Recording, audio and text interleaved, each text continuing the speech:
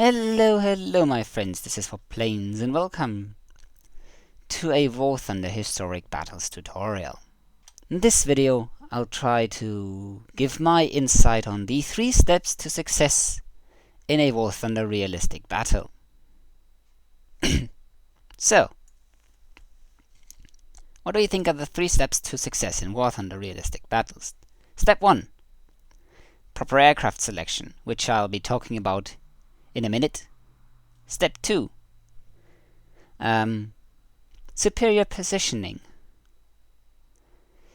To deny your opponents any ability to shoot at you, and at the same time be able to pick your opponents apart at your leisure. And step 3 is do not throw away the advantage you gained due to superior positioning, or if you're at a disadvantage because someone has a better position, try to disengage and gain a superior position and then re-engage on your terms. These are the 3 steps to success. And step 2 and 3 I'll describe in replay files later on. Step 1 is one I'll talk about right now. Let's swap in an aircraft that's proper to talk about this. And by that I mean the Bf-109E1. And swap in my Focke-Wulf 190 here. And why do I think the Bf-109 is not really appropriate as a good aircraft in historic battles, or in realistic battles as they're now called? Pretty simple, because the armament is awful. Yuck. Awful. Bad.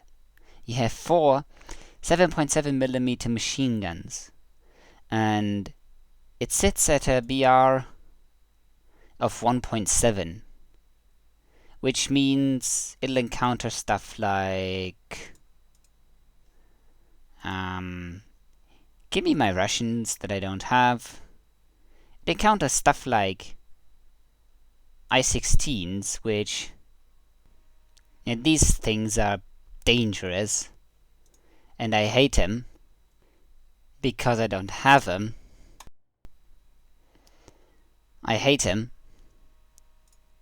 And you can see stuff like, you can't see stuff like yaks, but lags, and these things have 20mm Schwachs. And that stuff, which, it's not too bad, but I think you get my point. Its armament is simply bad. So, we might as well choose a different Bf-109, which I'll have to put somewhere else, because I don't want to waste money for it. And this is another plane which I say is rather bad as a plane in historic battles. It's got 20mm cannons, which it has decent amounts of ammo for, but like 120 shots is not really enough to do anything. So it comes down firstly to having good firepower, as the FW-190A4 has, and equally as important, good speed, as these here have as well. So the A4 or the E3, maybe even the E4, let's see.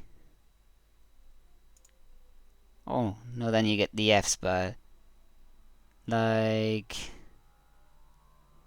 the F2 or the F4. Like, these are kinds of planes which are really, really good. Although I don't really like flying the Bf-109s personally, because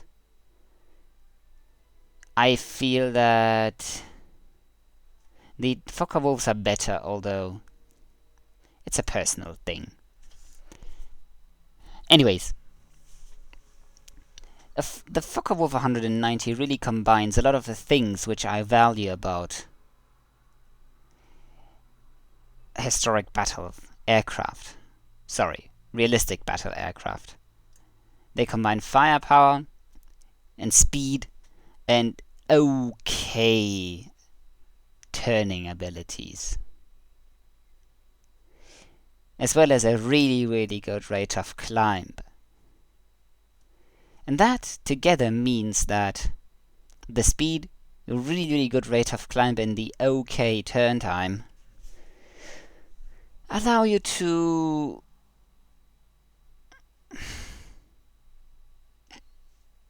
pick apart your opponents at your leisure if you do it right.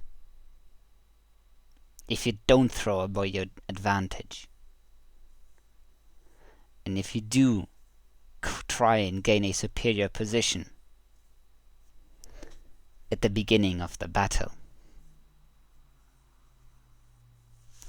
So yeah, I'll guess we'll now go over and look at some replays. So I guess I'll see you guys in the replays.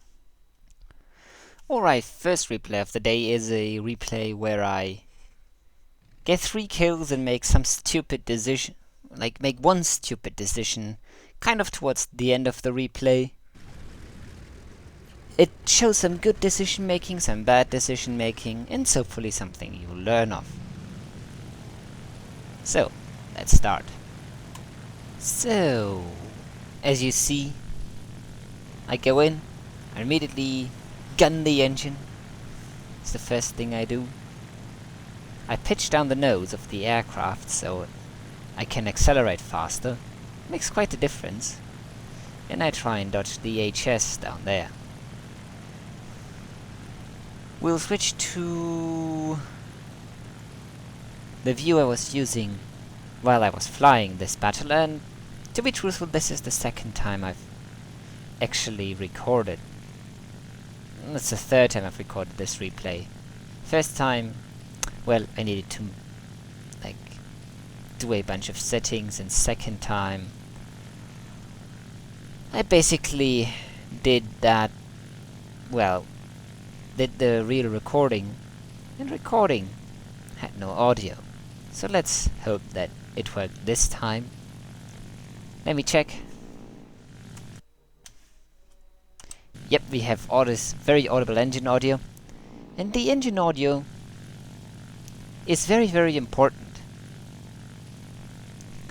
Because since we have no real web indicator or engine temperature indicators and stuff in the replay, which is something I'm sad about, nothing I can really do about it. Oh, that's a very important screen.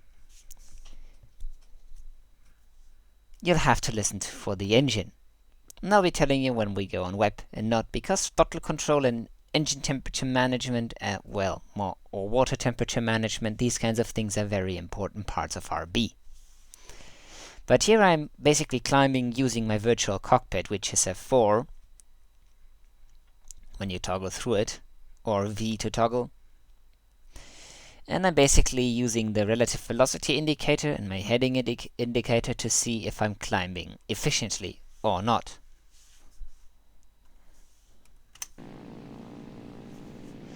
And I noticed that I'm climbing more or less efficiently. I'm not climbing at a very aggressive angle, because maintaining some speed allows me to maintain a cooler engine. Logic here, because I get more cooling air. And that means I can web longer. And in turn, this means I can climb to much higher altitude. And I've decided to branch off the side of like the commonly known climb path here, in this direction, to prolong my climb path. So, because I'm not using a very aggressive angle to climb, climbing on a shallow angle like this allows me to climb very strong. Then I spot something on the map and I see that there is a B-25 down there. I'm contemplating going there, but... well... there are people down there. So it's not really use in going there.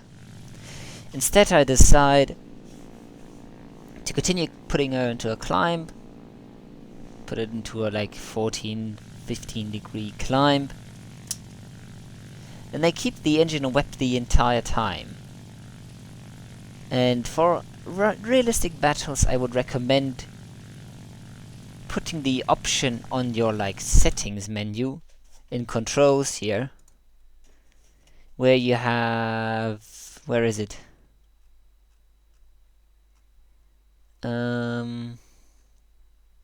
It's throttle control. Oh, it's hold throttle for web to no, because that makes it so you effectively toggle your web every time you press shift, or like you press shift at 100% throttle, it goes to web. You press control, with how I've set it up, whatever your throttle up or throttle down buttons are, and it basically puts you on web or not. Gives you a free finger to do stuff with.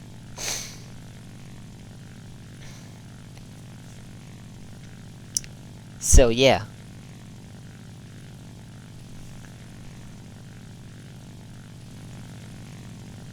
I'm basically climbing ahead, looking into the clouds and looking down below, contemplating my options, what to do and what not to do. Celtic in the B-25 has been shot down, and the Firefly down there suffers the same fate. There's another B-25. Is that a B-25? Not quite sure. I'm gonna have to look down there. Yeah, that's another B-25. I switched to the default view. Like, I basically climb above the clouds to get a good look around, to see where, like, everybody is. And I realize there's nobody up here, and the guy in our P-47 has been shot down by Mr. Wolverine 3663. So I decide, no use staying up there. I won't get any kills, nor points. No glory for the timid. And I put it into a dive. Level out. I think right about now I turn off the throttle and I see nothing, so I decide to make a turn. And there's a P-26 there. And I'm sorry for this guy. I try to get my guns on target, but since I'm at around 700 kilometers an hour, pretty damn fast, I suffer from control stiffness, and I miss the guy in the P-26. Not sure what the plane was that I passed by up there, outside the spotting radius, but I decided to go for a loop, mainly to burn some energy as well as, like, other things. Notice that the P-26 is going in a loop. Try hit him, miss him. Sorry for the sniffing. Basically, aimed bad. I put in the vertical again, and I notice that my engine is very, very hot, so you hear me throttling up and down, or putting it into no throttle. And Mr. Sage Mage, the true Australian, comes in, while I'm trying to coast towards the P-26 to finish it off. And he basically does the job for me. Sadly, but, well, these things happen. So I go over there and take a look what stuff is there. Oh, did I?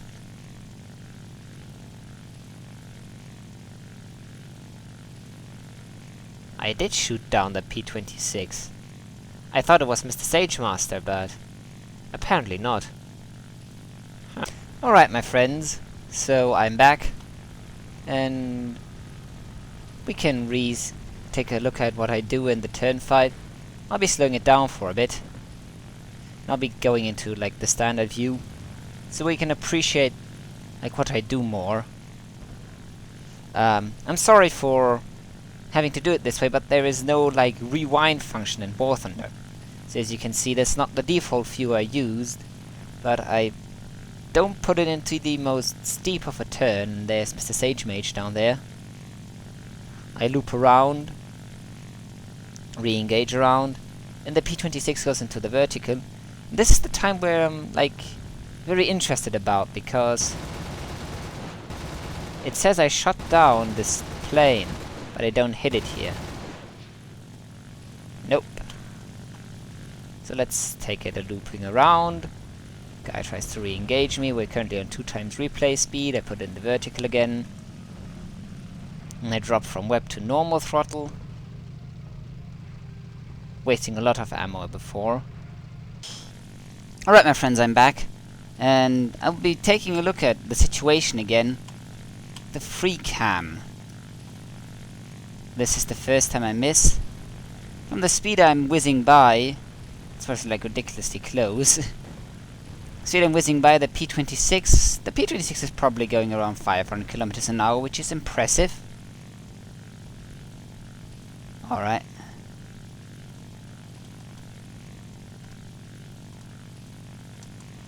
So this is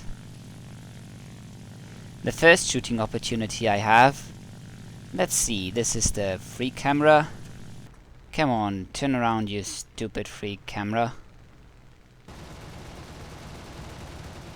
Where am I? Ah, there I am. Yes, I do hit the P26. Right here. As you can see. I hit it. So weird. Alright, let's go back to the player view. Probably hit his tail, critted something, damaged something there. Going around again. Let's see. With a 2x speed. Again. Going down. Let's see. Do I see some sparkly sunshine hits? No, Mr. Sage Mage. The Sage Mage does not hit this guy. And in fact, other than the damage I've done to it,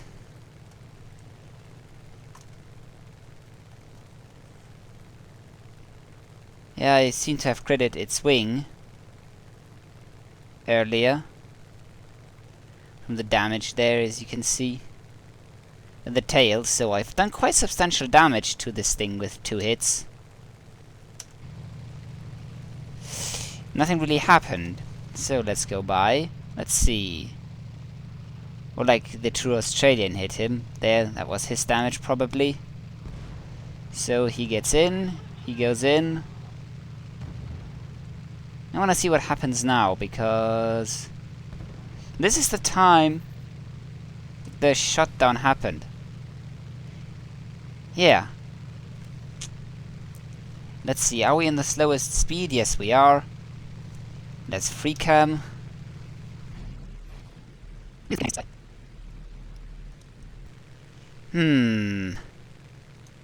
So weird, his wing rips off.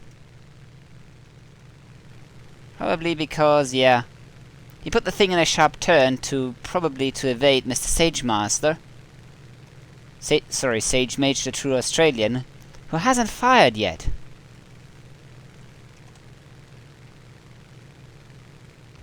He's firing now.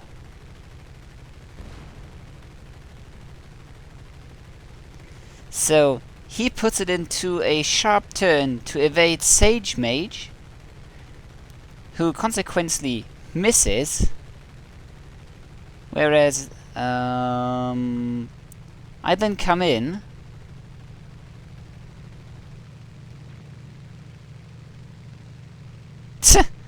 War Thunder. Because I'm the last one who damaged the counter then, the P26A, earlier, when I made the grazing fire, when like the one bullet hit, or the two maybe, I get the kill. Because we both miss, and he then rips by pulling it into a high-speed sharp turn. Good job, War Thunder. The guy, Mr. Sage Mage, only hits the P26. So I try and dodge Mr. Sage Mage and shoot at the P26. Yeah, I do shoot it down. I thought Mr. Sage Mage did that. That's interesting. Let's go and fast forward a tad more to the engagement with Mr. Wolverine. Let's switch to like my player view. What I did, I go and zoom above, I zoom down on like looking at the sky, and I go and decide to go in. And I see Mr. Sage Mage, Mr. Alpha coming in. He's not really having a shooting opportunity here, so I ignore him. And F3F isn't as fast as I am, and he doesn't have the... He's slow and he comes up, so I can put it into whip. My engine isn't isn't that hot that I need to worry about using whip at the moment. So I can go and snipe the P51. We're shooting at our friend in the Focke-Wulf 190. So I take a few shots, see how they drop, aim a bit higher, and knock him out. And that's all she wrote for the Constant in the P51 from the Thor clan. I see, again, I take a look at this guy down there, and then the guy in the F6F was trying to engage me whilst cooling the engine. You see, or like you hear, that I'm not really on the throttle, because the engine does get quite hot in the Focke-Wulf. There's no denying that. I basically go above Alpha username from username from the Alpha clan, I think, but I decide to ignore him and go for the B25 there, as he seems to be quite alone.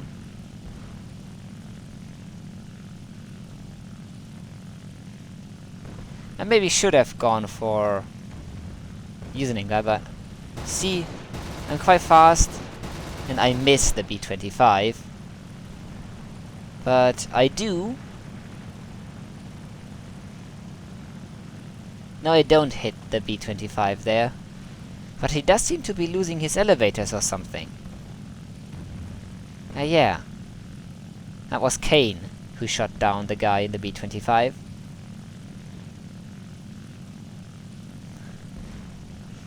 So, because he's gone, I decide, well, there's another B25 who looks like he's going for a landing down there, and we can't have him rearm.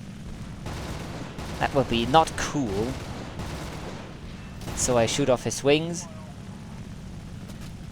I strafe right over him, and basically look to get out the fastest and re-engage. So we'll speed up a bit. And there I basically look to engage with Mr. F6F there, because he's one of the last few people left. But Mr. F6F Alpha from the username from the Alpha clan gets shot down before I can get to engage him. Or it's more like he dodges, so there's no sense in using my ammo up. And I am quite fast, as you can see. And I'm not engaging in a turn fight in any way, shape or form here. Something I'm not doing at all, because that's some of the worst things you can do in a Focke-Wulf. You lose. I'll try and set up for approach run, but the approach was bad, as you see. I'm rolling in through because my instructor writes it in the air. Yada yada yada. No real shooting opportunity. So I go and make a mild turn. Make a loop.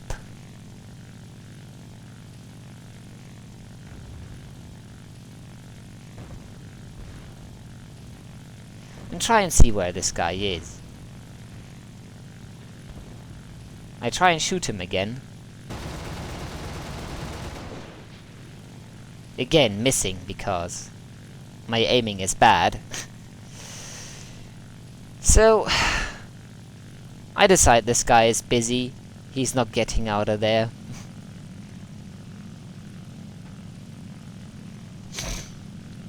Time to search for another target.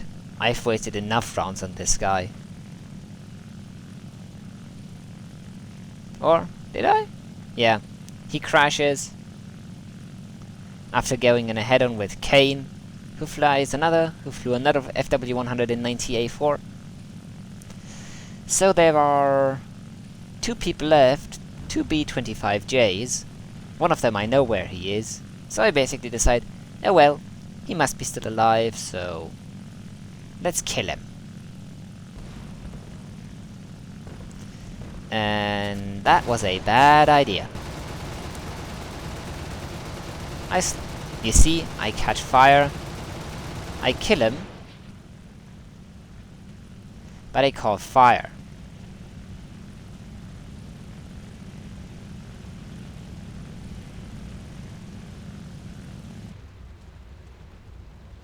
Anyways, my plane burns down.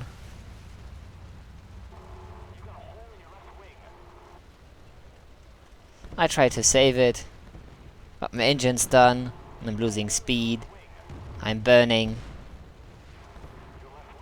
There's no way I can set this down. So I basically go kaboom. Right around about now. Because, well,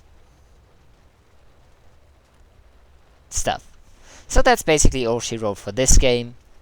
And I'll be seeing you guys in the next replay.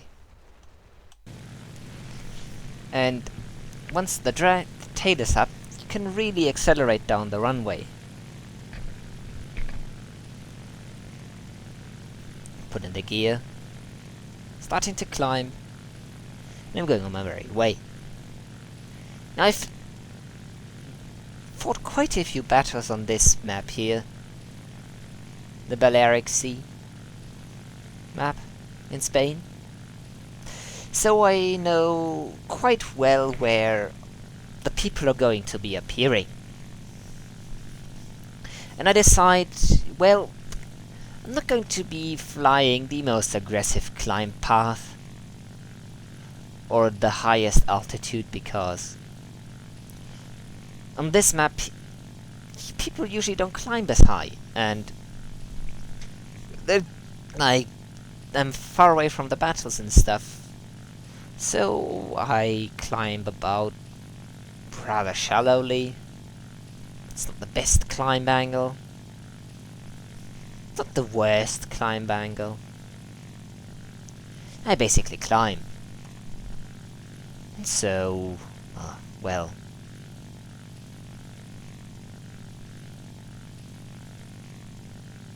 stuff happens. After coming out of the clouds, I take a look around. Right around about now. Going to like this my view camera, taking a look to the right. Trying to orient myself. Taking a look to the left, and I spot a dot. There. I'm not sure if that dot spotted me, but I'm basically typing in chat that I see an aircraft at a certain position. But I don't think it recorded the chat here, which is sad. So I simply continue climbing. We are at 4,000 meters already. Even though I didn't climb ridiculously high, I'm still quite high up. And I'm keeping my look around. I don't want to straight fly into the enemy fighters and engage them, but I only see one dot. So I can't see anything else. I turn around.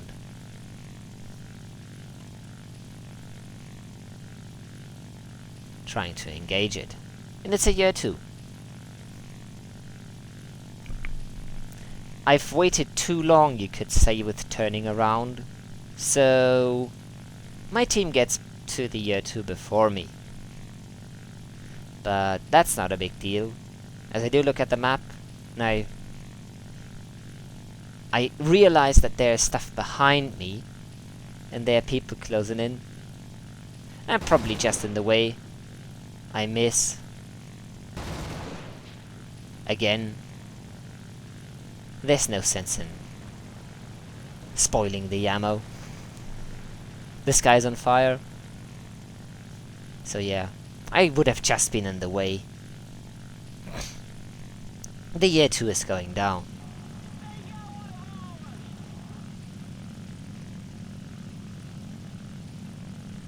And the guy in the P-39 has shot someone down. This is now something I do not understand why people do it. Can you see what this guy is trying to do? He's going into a head-on. Why would he go into a head-on with a Focke-Wulf? Come on! And I shoot him down, as you can see. Why would you do that? Anyways, I'm thankful for the kill, because it's basically free. And I see now that there are 2 I-185s. One above me, one below me. The one below me is quite the nice target, but like, not really the best thing. And I do spot the LA-5, like to my left. I haven't pitched up aggressive enough to shoot at the Rocky Gore. So I basically loop around, then I remember the LA-5. And remember that it's probably a bad idea to continue the loop. And my engine is also quite hot. So I don't continue the loop where I had the disadvantage. I continue looking around, taking a look what I can see around me. There's 2 more I-185s. One went down. There's the LA-5, there's the other I-185. And I'm basically trying to roll out of this guy's way of fire so that he can't shoot at me. And from what it looks like, I've done quite a good job. I also do the same for the LA-5, which is coming in. Trying to not present a target. I do take light. Oh yeah, there's a P-63, which is coming to a head-on. And I shoot this guy down as well. That's my second kill with a head-on. Why do people head-on Focke-Wulf 190s? I don't understand. It's 3 kills in XP. Anyways, I'm going up trying to shoot at this LA-5, but my turn time is not good enough. And this guy is going down. There's people on him. And I was basically paranoid about stuff around me because I kept hearing props. I wasn't really sure where they were. I didn't want to get shreked like I did in the battle before, where I ignored my hunch that someone was near me. And I paid the price in the package of a Yak 9T. Or was it a Yak 5? Yeah, I'm not sure. But I ate a 37mm to the tail, which caused my tail to become loose and fall off. So I basically played cautiously. And as you can see, everybody in my team did that. So we're still mostly alive, while the enemy's mostly dead. Anyways, I decide to go normal throttle and take a look at my surroundings, and I see an LA5 to the left, right, which is blipping in and out. And I see that there's kind of a furball. Now I presume that the LA5 was quite engaged in the dogfight, and probably used some ammo, which explains its later behavior. So I come in.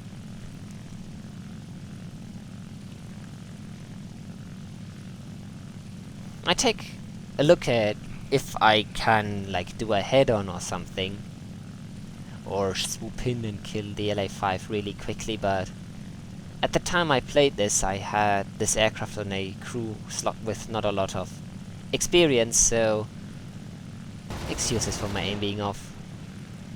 I hit the LA5, but that's about it.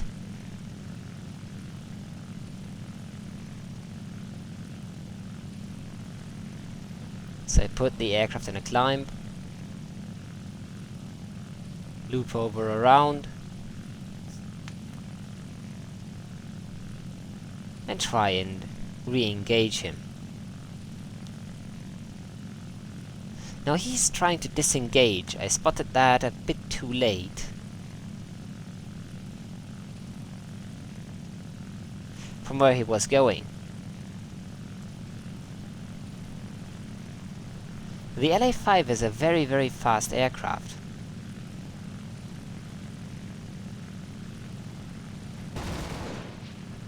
I miss him.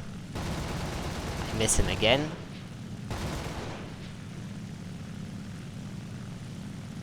At that point I had about 200 rounds of ammo left. And I was trying to get a fix on his position. Where he was. Ah. I go and swoop in again, and I see that there's a Yak 9T. So hit him. I critted his wing, but that doesn't really mean much because the Yak 9T, as built by the Russians, it really had a single beam like wing strike. So wing damage does not mean its wing falls off. It just means it loses like the tip of the wing, which isn't part of the solid beam. It sucks that it is that way, but oh yeah, I noticed that I have an LA5 on my tail now.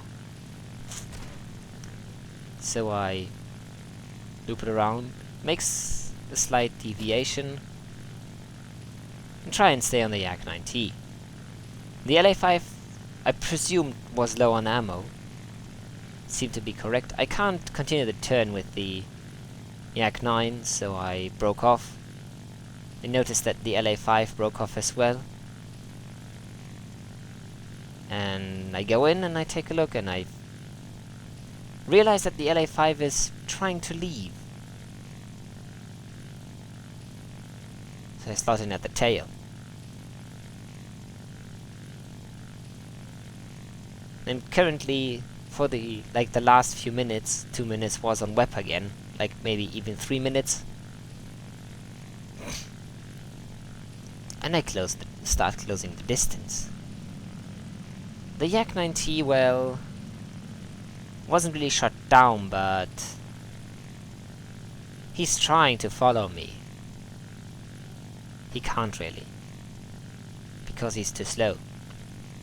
Which is one of the key features of the FW-190. It is really, really fast.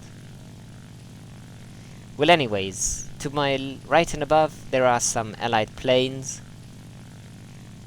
So there's a Focke-Wulf 190 coming in, who, well,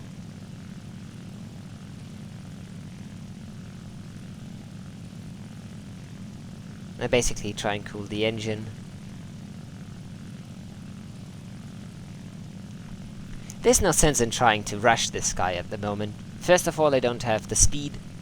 The LA5 is quite fast, as you have seen. And there is 1 or 2 people on him.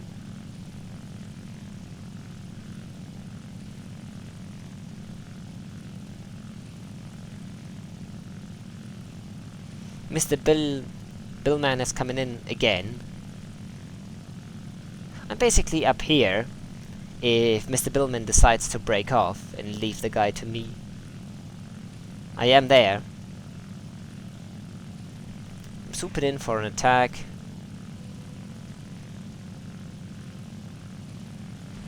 But the guy crashes anyway. So I guess the LA5 was damaged or something. Yep.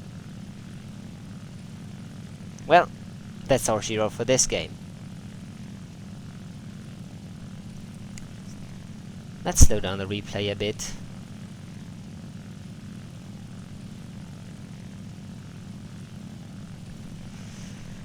Right.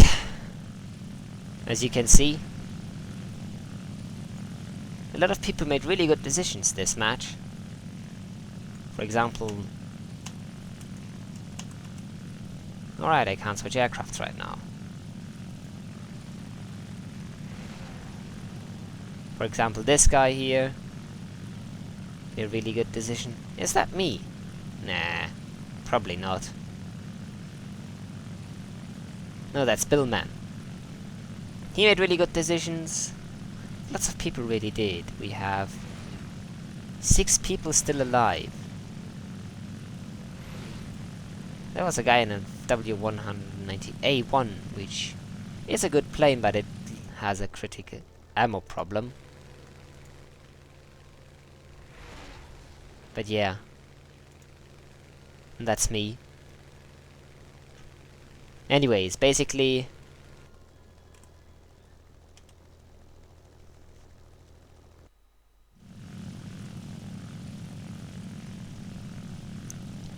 Basically, I really do like how this looks. So yeah.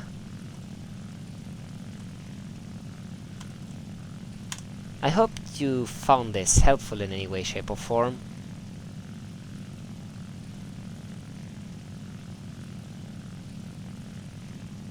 And I basically, at the end there, wrote a chat, tried to chat with the LA5. Wasn't able to, but, well, whatever. As you see, the second replay was far more flawless decision making than the first one. But all in all together, these are average games. Like every other game is like these. So if you do that, you should be able, or if you do what I did, you should be able to survive realistic battles. And go and kill a bunch of things, go home with some points, and generally have fun in RB. I hope you found this helpful, interesting, in any way, shape or form, and or liked it. Thanks for watching and bye bye.